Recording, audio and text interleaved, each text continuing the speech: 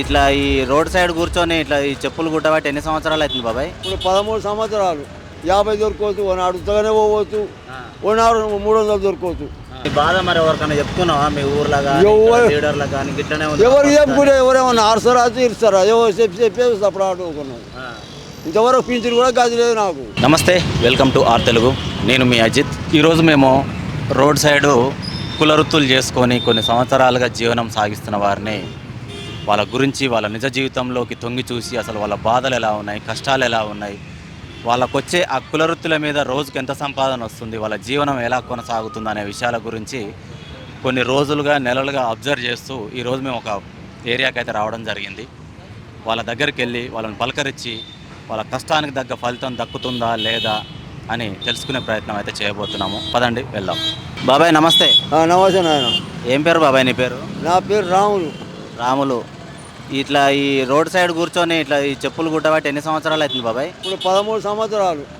13 సంవత్సరాలు. మీది ఎక్కడ, సొంత ఊరు ఎక్కడ మీది? సొంత ఊరు నల్గొండ జిల్లా, చింతపల్లి మండలం, కుర్మేడు విలేజ్, కుర్మేడు.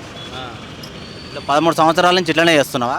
ఈడనే చేస్తున్నా. మరి రోజుకి ఎంత గిరాకీ అవుతుంది బాబాయ్ నీకు? గిరాకీ చెప్పేది కాదు కదా నాయన. ఓనాడు 100 దొరకవచ్చు, ఓనాడు 50 దొరకవచ్చు, ఓనాడు ఉత్తగానే పోవచ్చు, ఓనాడు 300 దొరకవచ్చు. చెప్పలేము దానికి. ఇక లాస్ట్ 300 అవుతుందా, 500 కూడా అవుతుందా? 500 కాదు, నమ్మకం తక్కువ కాదు. 300, 400. 13 సంవత్సరాల నుంచి ఈయనే చేస్తున్నావా? ఈయనే 13 సంవత్సరాల నుంచి. ఈ షాప్ ముందర ఉన్నందుకు ఎవరన్నా వద్దు ఇక్కడ పెట్టొద్దని ఏమన్నా అన్నారా? ఎవరు ఏమనలేదు.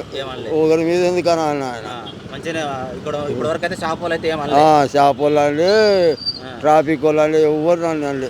ట్రాఫిక్ వాళ్ళు కూడా ఏమనలే. మరి కాదు, ఇప్పుడు 300 వస్తే నీకు ఎట్లా గిట్టుబాటు అవుతుంది మరి? ఇంకా ఎట్లా గిట్టుబాటు అంటే ఉండదని చదువుకోవాలి. మరి మనకు లేదు రావాలంటే ఎడికెళ్ళి వస్తుంది. ఇంకో పని చేత కాదు. ఇక చేతనైన పని చేసుకోవాలి కదా. ఎంతమంది బాబాయ్ నీకు పిల్లలు? పిల్లలు లేరు ఆయన. మేము ఇద్దరం భర్త పడడమే. నువ్వు మా ముసలమ్మ ఇద్దరు ఉన్నారు అయితే.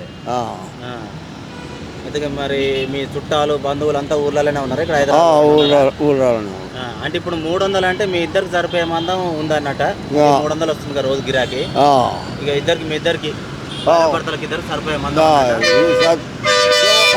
సిటీలో సరిపోతా. అది కిరాయి ఇల్లా, హైదరాబాద్లో సొంతం ఇల్లా కిరాయి? గుడి చేసుకున్నా 300, 700 కట్టాలి.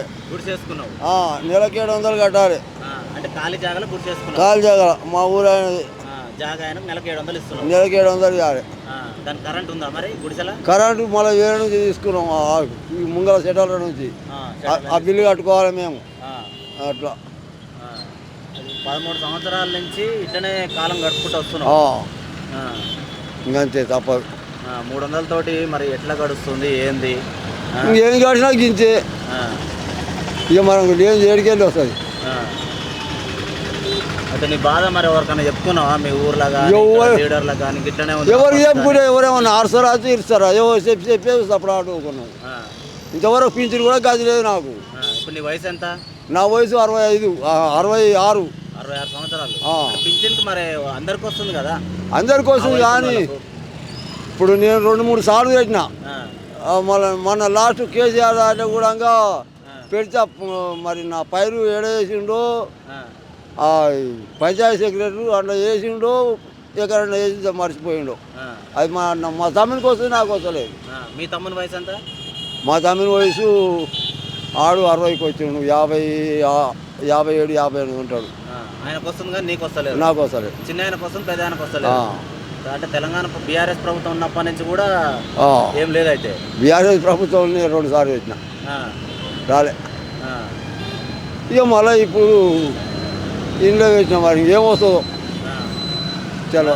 మరి కాదే, ఇంత ఎర్రటి ఎండలు అసలు ఎట్లా తట్టుకుంటున్నావు? అసలు నీకు నీళ్ళు తెచ్చుకుంటున్నావు, తినడానికి తెచ్చుకుంటావు అన్నీ? ఇంటికి పోదాం. మధ్యాహ్నం ఇంటికి పోతావు, తినడానికి ఇంటికి పోయేస్తావు అయితే?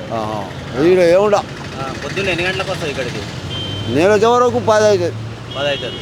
సాయంత్రం ఎన్ని గంటల వరకు ఉంటున్నావు? సాయంత్రం 6:30 అంతే. అంతే. మధ్యాహ్నం 1 గంట దాకా కుడతా పోతా. 3-4 వస్తా. 3-4 గంటలకు వస్తావు. ఇక ఈ ఎండగా ఇడికి రాను. అట్లా ఎండలో కూడా బాగానే తట్టుకుంటున్నావు అయితే 66 ఏళ్ళ వయసులో కూడా? ఇక మరి తప్పేటట్టు లేదు, మన వెనక ముందు లేదు. ఊర్లో పొలం ఏమైనా ఉందా? ఆమెతో గైరాను అది ఇంటి అయిపోతుంది. ఎంత ఉంది? ఒక ఎకరం ఉందా? ఎకరం బాగుంటుంది. ఎకరం బాగుంది. ఆ. మరి బీఆర్ఎస్ ప్రభుత్వం ఉన్నప్పుడు కేసీఆర్ రైతు బంధు ఇచ్చింది కదా, అప్పుడు రైతు బంధు వచ్చి వచ్చినాయి. ఇప్పుడు మళ్ళీ కాంగ్రెస్ వచ్చినాక ఏమైనా పడ్డాయా? ఇంకేడ వాళ్ళు ఒక ఎకరం ఉన్న వాళ్ళకి ఇచ్చినాం, 2 ఎకరాల లోపు ఉన్న వాళ్ళకి కూడా వచ్చినాయి అని అన్నారు కదా కాంగ్రెస్ ప్రభుత్వం. మన వెనకసి వచ్చింది. పడ్డాయి? ఇప్పుడు పర్లేదు ఇంతకు పడ్డాయి. మరి ఎట్లా అనిపిస్తుంది నీకు అప్పటి ప్రభుత్వంకి ఇప్పటి ప్రభుత్వం? ఇంకా అప్పటి ప్రభుత్వం అంటే ఇది ఏడ మూతి ఎల్లబెట్టినాయి, అన్ని ఎల్లబెట్టలేదు కదా. అన్ని ఎల్లబెడితే దీని సంగతి బయట పడుతుంది.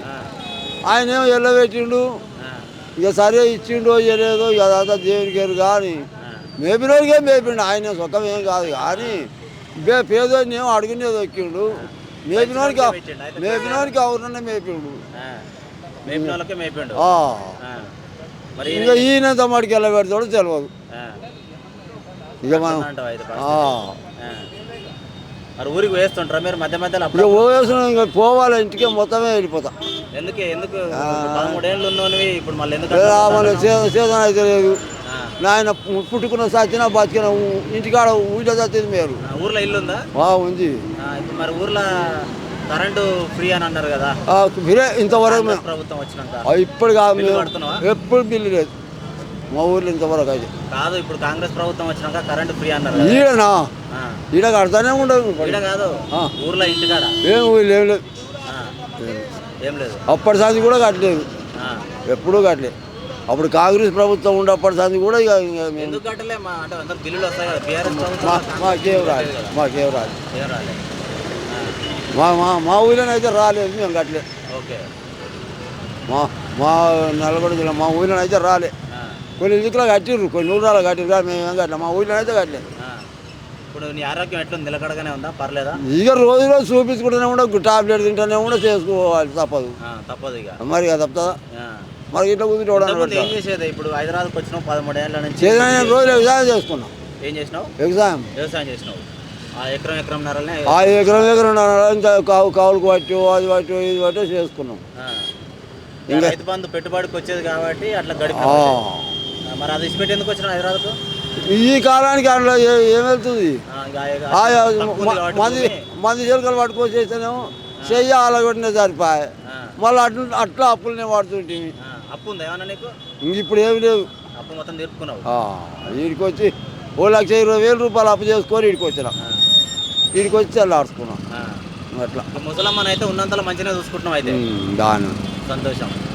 నేను చూసుకునేది, నన్ను ఆమె చూసుకుంటుంది. అంటే టైం కొండి పెట్టడం, గోళీలు మందులు ఇవ్వడం మంచి అట్లనా? ఇప్పుడు వరకైతే నిమ్మలంగానే ఉన్నావుగా?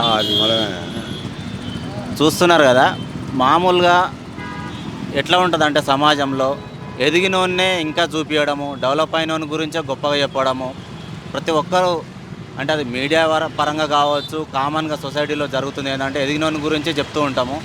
ఇలా రోడ్ సైడు 13 సంవత్సరాల నుంచి ఇలా జీవనం కొనసాగిస్తున్నాడు. రోజుకు 200, 300 వస్తుంది. ఆ 200, 300లనే కుటుంబ పోషణ అనేది చేసుకుంటున్నాడు. ఊర్లో కూడా ఒక ఎకరంన్నరే ఉంది కాబట్టి అక్కడ సరైన జీవితం గడపలేని పొజిషన్ నుంచి హైదరాబాద్కి వచ్చి బతుకుదాము ఏదో అని చెప్పేసి ఆ ఉద్దేశం మీద హైదరాబాద్కి వచ్చిండు. ఇక్కడికి వచ్చినా కూడా ఇక ఎందుకంటే బాబాయికి పిల్లలు లేరు కాబట్టి ఆయన నమ్ముకొని వచ్చిన ముసలామని ఆయనే చూసుకోవాలి కాబట్టి ఆ 200, 300 తోటే జీవనం అయితే కొనసాగిస్తున్నాడు. ఇలాంటి వాళ్ళ గురించి కూడా కొంత నలుగురికి తెలియజేసే ప్రయత్నం చేస్తే 300 నుంచి రోజుకు 500, 500 నుంచి కనీసం ఒక 1000 రూపాయలు గిట్టుబాటు అయినా సరే ఇలాంటి వాళ్ళకు కొంత సపోర్ట్ ఇచ్చిన వాళ్ళు అవుతాం అనే ఉద్దేశం మీద ఈ వీడియో అనేది చేయడం జరుగుతుంది. Thank you so much. R Telugu.